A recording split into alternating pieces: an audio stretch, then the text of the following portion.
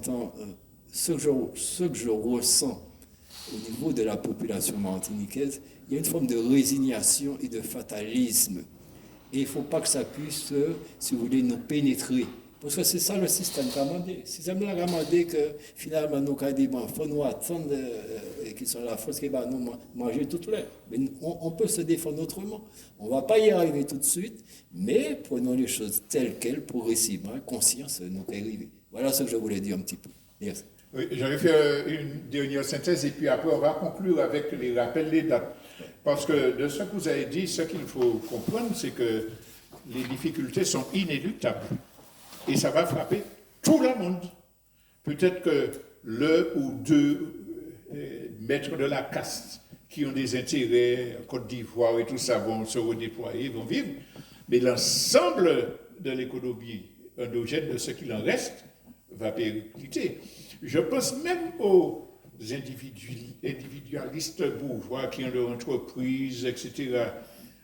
S'informent un petit peu. Une entreprise est censée faire de la prospective, etc., des études de marché. S'ils s'informent un tout petit peu, il faut qu'ils sachent que dans très peu de temps, tout le monde est chouchoute, à tout point de vue. Donc, même dans la classe middle, mais également tous ceux qui s'étaient attachés, qui avaient accepté le colonialisme français parce que c'est lui qui nous donnerait des allocations familiales ou des retraites, en oubliant que c'est nous qui cotisons, que c'est sur les salariés qu'on prend les cotisations. Mais tous ceux qui disent « Ah, si la France pas là, je peux envoyer l'argent », mais il faut qu'ils se rendent compte qu'il n'y aura pas ça. Tous ceux qui disent, élus politiques qui disent ah, je vais faire ça, on va faire ça parce que je vais demander des subventions européennes, parce qu'il y a le fond de ceci, il y a le fond de cela. Il faut qu'ils se rendent compte que ce n'est pas vrai, ça va couler. Alors, soit on accepte que, bon, on mange, on vit et puis en oubliant, comme la cigale et la fourmi, tant pis pour mes enfants, à qui j'ai dit de travailler parce que vous aurez un métier, tant pis pour ma famille, tant pis pour, etc. Soit on dit ça, et puis ça qui fait de belle, ou bien soit on est conscient de l'importance et l'urgence de la situation pour dire, bon, il faut une économie endogène. Il faut planter. Comment je vais faire? Où? Avec qui? Il faut qu'on arrive à se débarrasser de la consommation, de la dépendance. Comment je vais prendre l'habitude de me contenter de ce que j'ai? Je prends un exemple qui me vient à la tête pendant qu'on parlait. On avait une réunion où on parlait de l'usage des pots plastiques, des assiettes. Et il y a tout un mouvement de militants qui se bat pour que c'est-à-dire comment faire en sorte que je participe au décrochage par rapport à la consommation. Mais je ne peux pas faire ça tout seul. Et comment je vais faire pour m'intégrer avec ma population voisine, mon quartier?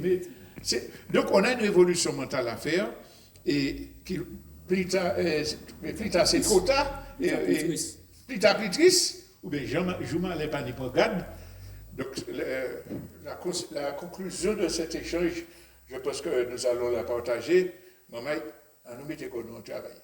Alors, après ce petit résumé-là, je vais vous laisser la parole, le mot de la fin, comme on dit. Alors, d'abord, pour appeler, ils se battent pour dire qui va qui donner. Allez, vas-y. Alors, ce que je veux dire, enfin, en conclusion, effectivement, Cuba nous a donné l'exemple, hein, enfin, non seulement dans la Caraïbe, mais dans le monde. Et effectivement, en retour, dans ces difficultés, aujourd'hui, la Martinique, nous leur renvoyons l'ascenseur. Donc, alors, ça me permet aussi de dire, puisque nous avons pratiquement peut-être à la conclusion de l'émission un petit peu, nous avons touché presque à la fin.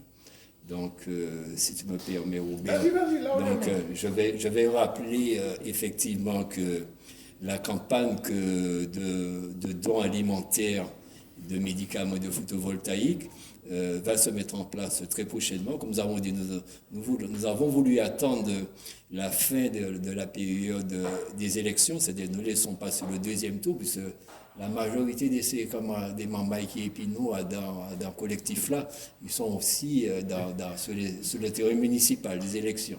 Donc on n'a pas toutes les forces autour de nous. Donc de façon à être efficace, on préfère, si vous voulez, démarrer cette campagne à partir du 24. À partir du 24. D'accord? Puisqu'on doit, dans cette opération, dans la logistique, nous allons, comme vous connaissez traditionnellement, nous allons aussi, nous avons sollicité les centres commerciaux, enfin les commerçants, disons, pour récupérer ces dons alimentaires, et également les officines pharmaceutiques aussi. Nous avons les courriers officiels qu'ils ont déjà reçus. Et nous attendons leur réponse. Donc c'est pour dire que tout le collectif des organisations solidaires martiniquaises, avec l'association Urgence Caraïbes et bien sûr l'association Martinique-Cuba, nous continuons à travailler de façon à structurer de façon vraiment convenable, satisfaisante, pour que quand arrivera le 23, nous soyons prêts à dire à tous les Martiniquais l'endroit que nous serons prêts à recevoir leurs dons. Donc tout ça sera dit aussi à travers les presses, sous nos réseaux sociaux également. Donc voilà, et puis je voudrais souligner également, il faut le dire, la ville de Lamentin aussi qui participe, qui est à côté de nous. Et ça, c'est fondamental aussi. Et bien sûr, dernière chose, je voudrais appeler, parce qu'on a beaucoup parlé de gouvernement. On a parlé du gouvernement du Mexique, en tant que gouvernement qui participe à l'effort au soutien de Cuba. Donc je pense aussi à mes politiques ici en Martinique, que ce soit les assemblées, les institutions comme la CTM, je la nomme la CTM, que ce soit mes parlementaires, sénateurs aussi, ou bien députés aussi, qui puissent aussi se mettre les têtes que les épaules, et qu'on puisse venir en aide au peuple cubain. Donc voilà. Donc à très bientôt, mesdames. Voilà, on va laisser Daniel conclure. Oui, en période électorale, je disais, si le peuple martiniquais doit observer et faire un test de verticalité des nouveaux élus dans les communes, c'est de voir effectivement comment ces élus vont se positionner par rapport à la campagne de solidarité avec Cuba. D'ores et déjà, je peux dire que la ville du Lamentin est à nos côtés. Elle met à notre disposition un local pour pouvoir stocker tous les dons qui vont affluer à travers la présence des membres du collectif devant les grandes surfaces, avec une liste qui sera remise aux gens pour leur permettre de savoir qu'est-ce qu'ils peuvent mettre dans leur caddie pour aider le peuple cubain. Et par ailleurs, l'association Martinique-Cuba dispose de circuits, disons, d'acquisition en direct de panneaux photovoltaïques. En Chine, il n'y a pas de raison qu'on achète ces trucs-là en incluant la commission de la profitation locale. Donc, l'argent aussi est très important pour pouvoir disposer d'un budget suffisant pour faire un geste significatif. Donc, voilà, moi, je terminerai simplement, en tout cas... Oui, tu voulais dire... Je terminerai simplement sur un appel aux Martiniquais, je dirais. On est tous différents, on a chacun nos obédiences politiques, professionnelles et religieuses, etc. Mais je pense que s'il y a quelque chose qui doit nous unir et nous rassembler, c'est bien notre humanité caribéenne. Et il faut que nous soyons debout pour pouvoir répondre présent. On ne peut pas détourner le regard, continuer à distiller notre petit punch, notre truc entre copains, puis ne pas penser à ce peuple frère qui, depuis plus de 60 ans, a levé son drapeau, veut affirmer sa dignité, sa détermination, son autodétermination. Et il faut que nous puissions l'aider, lui montrer qu'ils ne sont pas seuls, que nous sommes une partie de l'échiquier et que nous apportons notre contribution.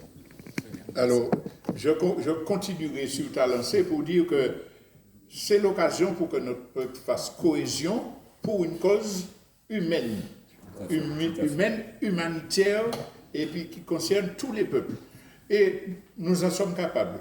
Souvent, je prends l'exemple, le fait que, indépendamment des couleurs politiques, la quasi-totalité des élus martiniquais ont accompagné le collectif des ouvriers agricoles empoisonnés par les pesticides. La quasi-totalité. C'est vraiment, et de façon conséquente. Et ça a aidé le peuple à avancer.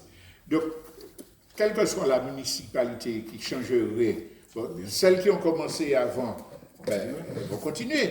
Celles qui viendraient nouveau ont l'obligation d'aller dans la direction, que ce soit la ville de Fort-de-France ou autres qui ont déjà mis des choses. Bon, ce n'est pas un parti ou une majorité qui soutient Cuba, c'est le peuple martiniquais à travers ces municipalités.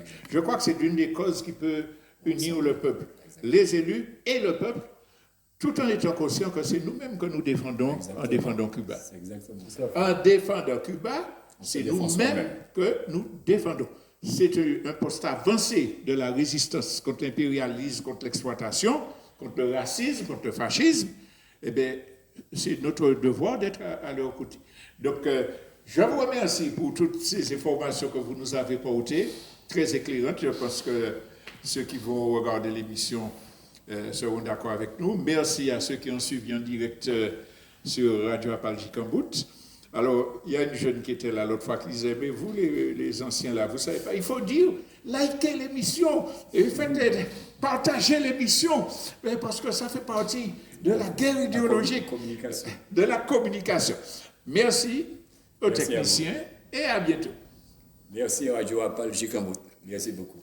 Voilà. Et effectivement, ce qu'on peut liker aussi, c'est le relevé d'identité bancaire de l'association Martinique-Cuba, parce qu'à n'importe quel moment, n'importe quel Martiniquais peut envoyer ce qu'il peut sur le compte de l'association ciblé, qui a été, on a fait un ciblage pour solidarité avec Cuba, et c'est Grandiri qui a appelé ça. Il y a un jeune qui m'a dit, est-ce que je peux donner 1 euro? Je lui ai dit, si tu n'as que ça, et que tu le donnes, c'est grandiose. Exactement. Voilà. Merci beaucoup. Merci. Merci à vous.